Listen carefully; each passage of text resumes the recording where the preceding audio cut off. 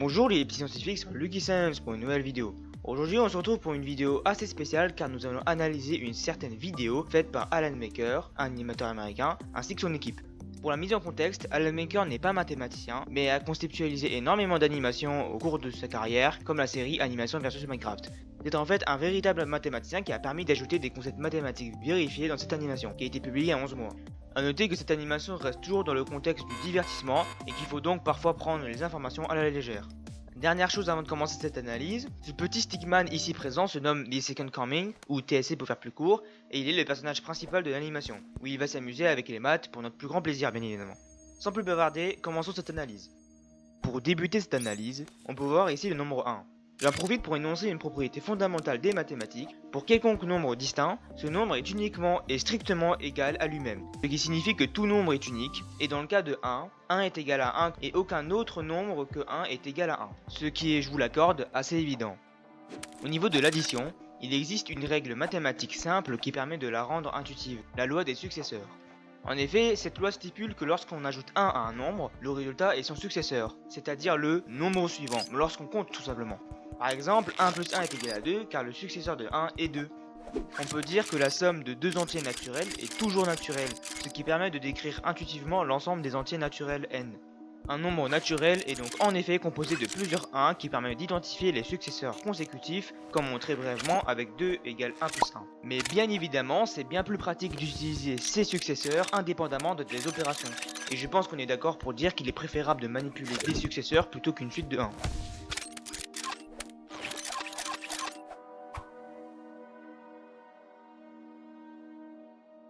Apparemment, dans l'animation, le signe égal joue le rôle du calculateur, car on voit que lorsque TSC appuie sur le signe égal, cela simplifie toutes les opérations pour se rapprocher de l'égalité la plus simple de forme x égale x. Lors d'une soustraction, on peut réutiliser la loi des successeurs et effectuer l'opposé de cette loi. C'est-à-dire que cette fois-ci, on ne cherche pas le successeur directement, mais on cherche un nombre qui a pour successeur x dans le cas de x-1. Par exemple, 100 moins 1 est égal à 99 car le nombre qui a pour successeur 100 est 99.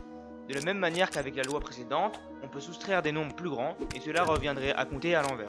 Cette loi marche aussi dans les naturels, mais nécessite en plus un nouvel ensemble, l'ensemble des entiers relatifs, c'est-à-dire les entiers négatifs en plus. Car si l'on veut trouver le résultat de 0 moins 1 par exemple, on cherche le nombre qui a pour successeur 0, ce qui n'existe pas dans les entiers naturels, mais dans les relatifs oui. On vient de faire un bond dans le temps avec ce nombre étrange, l'exponentielle pi, que je vais abréger en exponentielle durant cette analyse. Il a été découvert bien plus tard avec l'identité de Euler, exponentielle pi plus 1 égale 0. Leonhard Euler étant un grand mathématicien du XVIIe siècle. Cette expression provient donc de cette égalité. En déplaçant le moins 1 à droite, on obtient l'exponentielle pi est égal à moins 1. Ce qui explique pourquoi le moins 1 que TSC manipulé s'est transformé en exponentielle pi.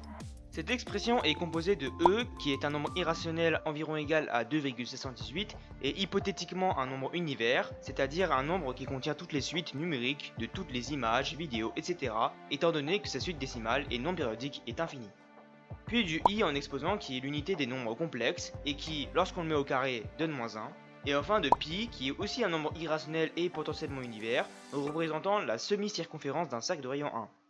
Il est vrai qu'à premier abord, il est étrange de se dire que ce bazar est égal à moins 1, donc je vais vous l'expliquer. Il existe une égalité nommée la formule d'Euler, qui s'écrit pour tout x réel de la façon exponentielle ix est égal à cosinus de x plus i fois sinus de x. Pour vérifier notre exponentielle pi, on a juste besoin de remplacer le x par pi, puis d'effectuer le calcul.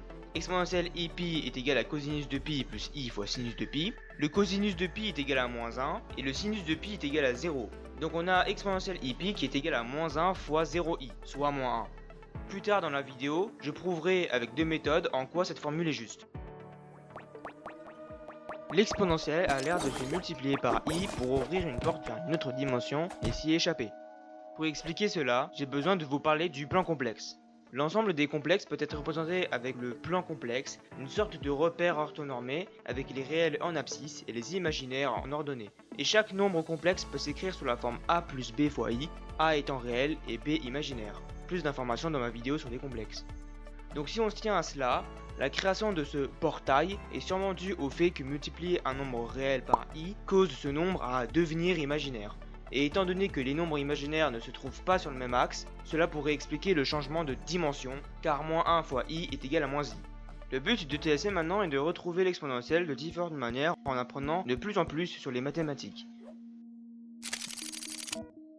Un petit détail ici, TSC multiplie par moins la partie de droite de l'égalité, ce qui équivaut à multiplier par -1, et étant donné qu'une égalité doit s'équilibrer, la multiplication par -1 cause la partie de droite et la partie gauche à devenir positive, d'où la disparition du signe moins. En parlant de la multiplication, j'en profite pour rappeler qu'elle représente ni plus ni moins qu'une suite d'additions. Comme montré dans l'animation, une multiplication peut être représentée à la manière d'un rectangle composé d'un certain nombre de 1. Dans le cas de l'opération 3 x 3, on a carrément l'aire d'un carré de côté 3, étant donné que l'aire d'un carré équivaut à c fois c. Je vais aussi revenir sur la loi des successeurs, car on peut voir que TSC a décomposé le deuxième facteur en suite de 1, ce qui fait plus de sens car on a 3 suites composées de 3 1, ce qui forme un carré. Lorsqu'on fait la somme de tous ces 1, on obtient 9, ce qui est bien le résultat de 3 x 3, autrement dit de 3 au carré. De même pour 3 x 4, on a une suite de rangées de 1, et en effet toute multiplication composée de deux facteurs réels peut être associée à l'aire d'un rectangle. Autrement dit, 3 x 4 peut représenter un rectangle de largeur 3 et de longueur 4. De plus, étant donné que la multiplication est commutative, c'est-à-dire que le résultat ne change pas même si on change l'emplacement des facteurs, on peut faire varier l'emplacement des facteurs. Comme montré ici, 3 x 4 est égal à 4 x 3.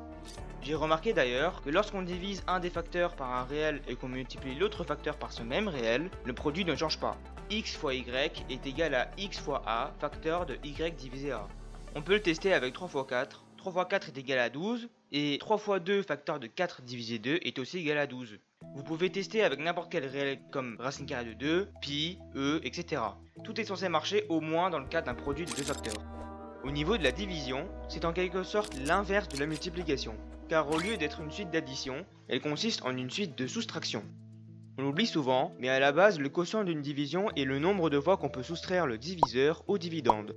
Et ce principe est très bien représenté dans l'animation avec l'utilisation du symbole obélus, qui a l'air d'afficher le processus caché derrière la division. Par exemple, diviser 6 par 2 consiste à soustraire 2 à 6 le plus de fois possible jusqu'à ce que le dividende 6 atteigne 0. Le quotient étant le nombre de soustractions faites, c'est-à-dire 3 dans le cas de 6 divisé 2. Cela marche bien dans ce cas-là, mais dans la majorité des cas, il est impossible d'atteindre complètement 0 juste par soustraction du diviseur au dividende, d'où le concept de reste pour combler le manque. Si on reste sur ce principe, l'animation illustre très bien pourquoi diviser par 0 est impossible, car on peut soustraire indéfiniment 0, cela n'impactera pas le dividende. On peut tout de même en quelque sorte visualiser cela comme une infinité de soustractions, ce qui pourrait correspondre au résultat d'une division par 0 sous certaines conditions, spécifiquement avec les limites. Lorsqu'on regarde la courbe de la fonction inverse, on remarque qu'au négatif jusqu'à 0, l'image décroît de plus en plus, et dans le sens opposé, l'image aussi a l'air d'augmenter de plus en plus. En effet, une division par 0 est indéfinie, car l'infini ne peut pas être un résultat. Cependant, avec les limites, cela est possible. Pour tout x réel, dans le cas où x arrive de la gauche, la limite de x qui tend vers 0 de la valeur absolue de l'inverse est égale à plus infini. Et dans le cas où x arrive de la droite, la limite de x qui tend vers 0 de l'opposé de la valeur absolue de l'inverse est égale à moins infini. Cette convention a été défendue par de nombreux mathématiciens comme Louis Couturat avec son œuvre de l'infini mathématique, mais même dans ce cas, cette limite ne change pas grand chose, car les limites ne décrivent pas un résultat algébrique. On revient sur la multiplication avec l'exponentiation. De la même manière que précédemment avec 3 x 3 égale 3 au carré, 8 au carré représente l'aire d'un carré de côté 8 comme représenté dans l'animation, ce qui résulte en 64. Mettre au cube correspond réellement à l'aire d'un cube, sa formule étant c cube. Dans le cas de 8 cubes, on obtient un cube de côté 8. On a donc une dimension de profondeur en plus comparée au 8 au carré. Vous l'avez sûrement remarqué, mais lorsqu'on ajoute 1 à l'exposant, c'est comme si on ajoutait une dimension supplémentaire à l'aire de la figure. Ce qui pourrait être étrange, mais en réalité, les figures formées correspondent à des hypercubes de dimension n, n étant l'exposant. Et l'animation le représente assez bien visuellement. Pour tout x, x exposant 0 est égal à 1. Vous connaissez sûrement cette règle mathématique, mais pourquoi cette règle est-il vraie? Pour comprendre, il faut revenir au principe de l'exponentiation, qui consiste à faire multiplier un nombre réel x n fois. X cube, par exemple, consiste à faire multiplier 3 fois x par lui-même. Mais dans le cas de x exposant 0, qu'est-ce que cela signifie? Il faut le voir d'un différent point de vue. Vous savez normalement que diviser des puissances revient à soustraire les exposants. Par exemple, x exposant 4 divisé par x au carré est égal à x exposant 4 moins 2, soit x au carré. Maintenant, considérons x exposant n divisé x exposant n. On peut donc soustraire les exposants, ce qui donne x exposant n-n, soit x exposant 0. Donc on a x exposant 0 est égal à x exposant n divisé par x exposant n. Et cette fraction est en fait égale à 1, car lorsqu'on divise deux mêmes nombres entre eux, cela équivaut toujours à 1. Donc x exposant 0 est égal à 1. Maintenant, une autre question se pose. Comment expliquer un exposant négatif? Pour cela, il faut le voir d'une différente manière. Prenons 4 exposant moins 1. Si on tient à mon explication précédente, cela signifierait effectuer moins un nombre de multiplications par 4. Ce qui n'a pas l'air d'être pertinent, mais en réalité, on peut traduire cela en effectuer une multiplication de l'inverse de 4, autrement dit un quart.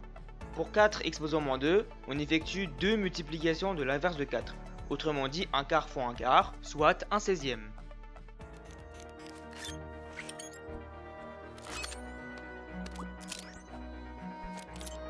Dernier cas de figure, comment calculer un nombre avec un exposant rationnel, comme une fraction? Dans l'exemple de 4 exposant 1/2, c'est égal à la racine carrée de 4, c'est-à-dire 2. Mais pourquoi? C'est en fait pas très compliqué à comprendre. Pour commencer, rappelons que lorsqu'on cherche la racine carrée d'un nombre x positif, on cherche un nombre qui, lorsque mis au carré, donne x. Pour ce faire, décomposons x en un produit de deux puissances égales. En sachant que x est égal à x exposant 1 et que le produit de puissance équivaut à additionner les exposants, x est égal à x exposant 1/2 fois x exposant 1/2, car 1/2 plus 1/2 est égal à 1. On a donc trouvé une puissance qui, lorsque multipliée par lui-même, donne x, soit x exposant 1/2. En effet, pour tout x réel positif et n entier positif, x exposant 1 sur n est égal à la racine du nème de x. De la même manière, pour calculer la racine nème de x, on cherche un nombre tel que a exposant n est égal à x. Par exemple, 4 exposant 1 tiers est égal à la racine cubique de 4, ce qui est environ égal à 1,587, car 1,587 au cube est environ égal à 4. La racine carrée de 2 est un nombre irrationnel environ égal à 1,414, et je vais vous prouver son irrationalité. Il existe différentes manières pour démontrer que la racine carrée de 2 est irrationnelle, mais une des manières d'y parvenir est par contradiction. On part du principe que la racine carrée de 2 est rationnelle, en testant certaines propriétés, pour à la fin montrer qu'il ne l'est pas. Premièrement, rappelons la définition d'un nombre rationnel. Un nombre appartenant à l'ensemble des rationnels admet, par définition, une fraction irréductible de la forme a sur b, a et b étant des entiers avec b différents de 0. Partons du principe que la racine carrée de 2 est rationnelle, c'est-à-dire qu'il admet cette même écriture. Donc la racine carrée de 2 est égale à a sur b, de même que dans la définition, avec en plus a et b positifs, car la racine carrée d'un nombre réel positif reste un réel positif. On peut retirer le radical en mettant en carré des deux côtés de l'équation, ce qui nous donne 2 égale a au carré divisé par b au carré. Pour que ce soit plus simple à manipuler, on peut enlever la division en multipliant par b carré, ce qui nous donne a au carré est égal à 2b au carré. Avant de continuer, je vais rappeler certaines notions à propos des nombres pairs et impairs. Vous savez sûrement que la caractéristique d'un nombre pair est qu'il soit divisible par 2 tout en restant un entier, et qu'un nombre impair peut s'écrire sous la forme d'un nombre pair quelconque plus 1. En effet, un nombre pair est égal à 2c, et un nombre impair est égal à 2c plus 1, où c est un entier. J'ajoute à cela qu'un nombre pair au carré est aussi pair, et de la même manière, un nombre impair au carré est aussi impair. Voici la preuve. 2c le tout au carré est égal à 4c au carré, ce qui est égal à 2 fois 2c au carré. On a bien 2c au carré pair, car il peut s'écrire sous la forme 2 fois un entier, dans ce cas 2c au carré.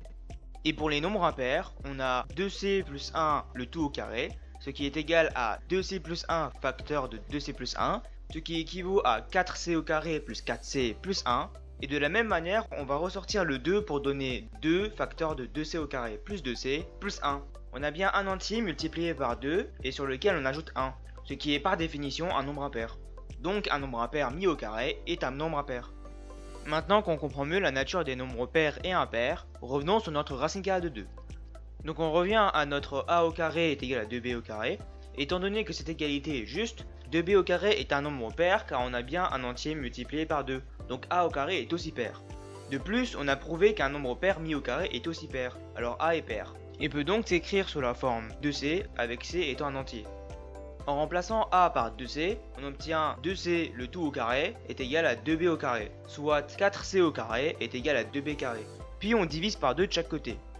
Vu que 2c au carré est pair, ça veut dire que b au carré est aussi pair. Et de ce fait, b est automatiquement pair pour la même raison précédente. Le souci ici est que ces nombres a et b sont tous deux pairs, c'est-à-dire que par définition, ces deux nombres ont deux facteurs en commun. Mais vu que a sur b est censé être une fraction irréductible, a et b ne peuvent pas partager un facteur en commun. La seule explication est que la considération de départ soit fausse, donc la racine carrée de 2 n'est pas rationnelle, il ne peut qu'être irrationnel. La racine carrée de 1 est égale à 1, car 1 au carré est égal à 1. Mais attendez, moins 1 au carré est aussi égal à 1. Donc pourquoi la racine carrée de 1 est uniquement égale à 1 et pas à moins 1? Les mathématiciens ont défini par convention que lorsqu'on manipule la fonction racine, on cherche le seul réel positif qui, lorsque mis au carré, donne x, dans le cas de la racine carrée de x. Car par définition, une fonction ne peut avoir qu'une image et non plusieurs. Cependant, nous pouvons dire que moins 1 est une racine carrée de 1, mais pas dans l'autre sens. Pour rester dans les racines carrées, on en a une assez spéciale juste ici, la racine carrée de moins 1, qui a l'air d'être égale à i, l'unité imaginaire. On l'avait vu en exposant sur notre exponentielle de tout à l'heure, c'est le moment idéal d'approfondir le sujet. Si on part de l'égalité i au carré est égal à moins 1 de tout à l'heure, on pourrait tenter de dire que la racine carrée de moins 1 est égale à i. Cependant, de même que ce que j'ai précisé précédemment, la fonction racine n'est que définie dans les réels positifs. Donc de la même manière, on ne peut pas dire que la racine carrée de moins 1 est égale à i. Mais, encore une fois, de la même manière, on peut dire que i est une racine carrée de moins 1. Ce qui est, je pense, ce que l'animation veut montrer, même si c'est mathématiquement faux de l'écrire comme ça.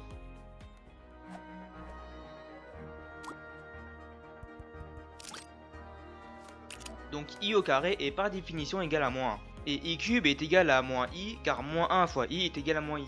En fait, à chaque exposant de i, cela a l'air de faire un cercle, car i exposant 4 est égal à 1, i exposant 5 est égal à i, etc. Et comme par magie, cela fait réapparaître notre cher exponentiel, avec en plus la multiplication par i de tout à l'heure lorsqu'il voulait s'échapper. L'exponentiel lâche son i, puis TSI lui relance dessus, et vu que i fois i est égal à moins 1, cela l'empêche de quitter les réels car moins 1 est un nombre réel. On obtient donc moins exponentiel i ce qui est égal à 1. On voit brièvement l'exponentiel s'étendre dans la formule de l'heure que je vous ai présentée au début, avec x remplacé par pi. C'est le moment parfait pour prouver cette formule justement. Il existe plusieurs méthodes pour prouver cette formule, et je vais particulièrement m'intéresser à une méthode pour y parvenir, celle par la série de Taylor. Premièrement, qu'est-ce que c'est la série de Taylor? En général, une série est une somme infinie de termes et se présente sous la forme du symbole sigma, qui signifie somme, d'une valeur de départ et d'une limite qui est égale à l'infini. La série de Taylor est, pour faire simple, une série qui évalue une fonction f autour d'un point A avec les dérivées successives de f. Vous ne comprenez pas? C'est pas important car de toute manière, mon but n'est pas de m'attarder là-dessus. Vous devez juste comprendre qu'avec cette série, on peut trouver une série de Maclaurin, plus précisément le développement en série de la fonction exponentielle, c'est-à-dire e exposant x est égal à la somme pour n qui va de 0 à plus l'infini des x exposant n sur factoriel de n.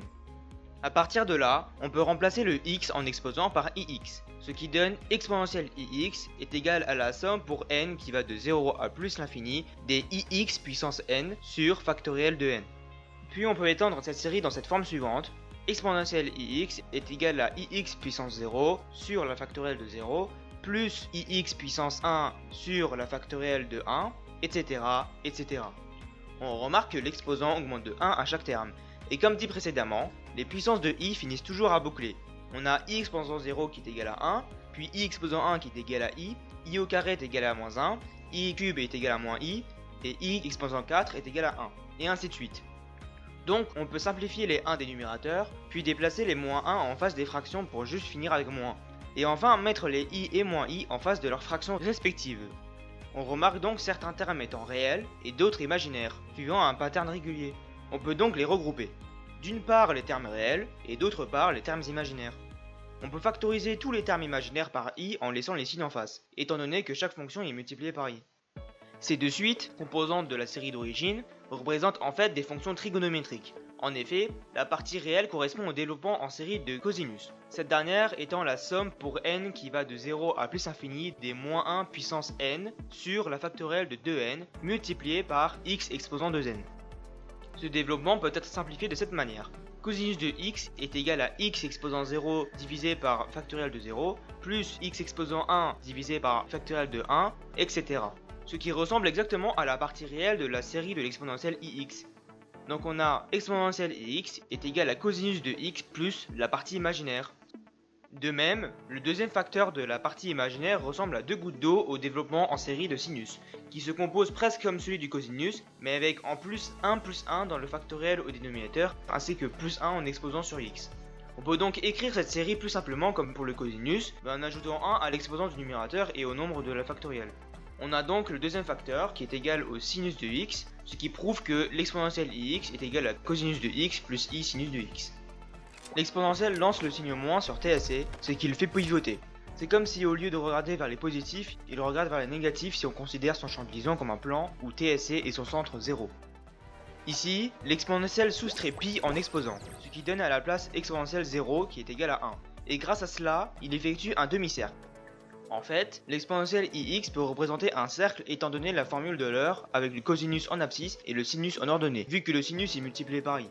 Cela représente même parfaitement des coordonnées car, comme dit précédemment, un nombre complexe se compose toujours d'une partie réelle et imaginaire, représentant respectivement les x et les y. Vous savez normalement que pi représente la moitié de la circonférence d'un cercle de rayon 1. En fait, la soustraction de pi fait juste effectuer un demi-cercle en arrière, car l'exponentielle 0 est égal à 1, et justement la position conventionnelle de départ sur un cercle de rayon 1. On peut aussi appeler le cercle trigonométrique. C'est comme si on avait un point avec pour abscisse le cosinus de x et pour ordonnée le sinus de x variant entre 0 et 2pi, ce qui, au final, effectue bien un cercle. On en reparlera plus tard. TSC a utilisé le signe produit pour augmenter sa vitesse. Je pense qu'il n'y a rien de concret là-dedans. Puis il envoie encore un signe moins sur l'exponentielle pour le faire tourner et, au passage, lui faire perdre son momentum. On est en physique ou quoi là ? On est littéralement en train d'assister à un duel entre plus et moins, intéressant tout de même. Surtout le détail avec le 0 qui apparaît en arrière-plan à chaque coup, car on a bien 1 moins 1 égale 0, sauf que là on a 1 moins 4 égale moins 3, ce qui fait toujours apparaître un 0. A mon avis, le surplus qui n'a pas pu être contenu, c'est-à-dire 3, a été transformé en une force qui propulse TSC en arrière. Un peu comme si le nombre sur le plus représente à la fois une défense et aussi une attaque. Et plus le surplus est grand, plus il se fait propulser loin. Du côté de l'exponentielle, étant donné qu'il a une défense de 3, l'attaque de 1 provenant de TSC ne suffit pas pour percer la défense, même si elle diminue de 1. En revanche, dès que l'exponentielle n'a plus qu'un en défense, il se fait un peu propulser. TSC a réussi à créer un arc qui tire des 4 en utilisant le signe plus comme multiplication entre 2 et 2. L'exponentielle en profite du 4 pour le mettre en dénominateur sur pi, ce qui encore une fois effectue un arc de cercle un peu comme tout à l'heure. Sauf que là, cela représente un angle de pi quart. J'ai tout de même remarqué une incohérence car tout à l'heure, la soustraction de pi a causé une rotation en arrière, sauf que là, ça a bien l'air d'être dans le bon sens à partir de la droite, alors qu'il a divisé pi, ce qui en théorie est censé le faire tourner en arrière. Je suppose qu'ici, le pi quart représente un angle remarquable du cercle trigonométrique, contrairement à tout à l'heure. TSC se multiplie par i pour se propulser en l'air, sûrement en effectuant un angle de 90 degrés comme sur le plan complexe. Ce qui est encore étrange, c'est que lorsque l'exponentielle se multiplie par i, cela ouvre un portail comme si c'était pas dans la même dimension. Alors que sur TSC, cela le propulse juste comme s'il avait son propre plan comme j'avais théorisé tout à l'heure. Encore mieux, il se déplace en fait dans un plan complexe invisible qui reste toujours à son niveau, et lorsqu'il se fait multiplier par i, cela le projette vers l'emplacement du résultat, dans ce cas i, ce qui le fait monter vers le haut, et en plus de la vitesse en avant, cela effectue un angle de 90 degrés.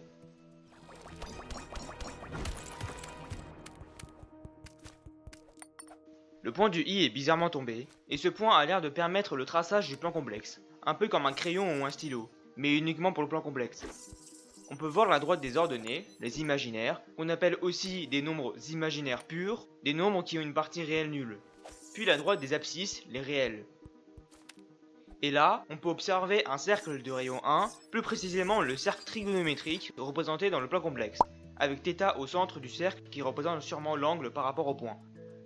Ensuite, on a l'apparition des radians, une unité d'angle différente des degrés, qui, simplement, représente la longueur du rayon sur la circonférence. Et c'est assez drôle de le voir représenté comme ça, car on voit que pour faire le tour complet du cercle, il y a un manque étant donné que la moitié de la circonférence est pi. Le nombre de radians total permettant de couvrir tout le cercle est donc 2 pi rad. Donc là on voit justement TSC prendre un rad, et on voit qu'elle représente la longueur de 1, c'est-à-dire la longueur du rayon. TSC étant le cercle, ce qui laisse apercevoir une formule, θ fois rayon. Elle représente, dans un cercle de rayon R, la longueur d'un arc intercepté par un angle θ, mesurant radian. En gros, étant donné que l'angle θ est actuellement de 0 radian, l'arc est égal à 0. Cela me perturbe tout de même, car pourquoi il n'y a-t-il pas de 0 après le signe égal?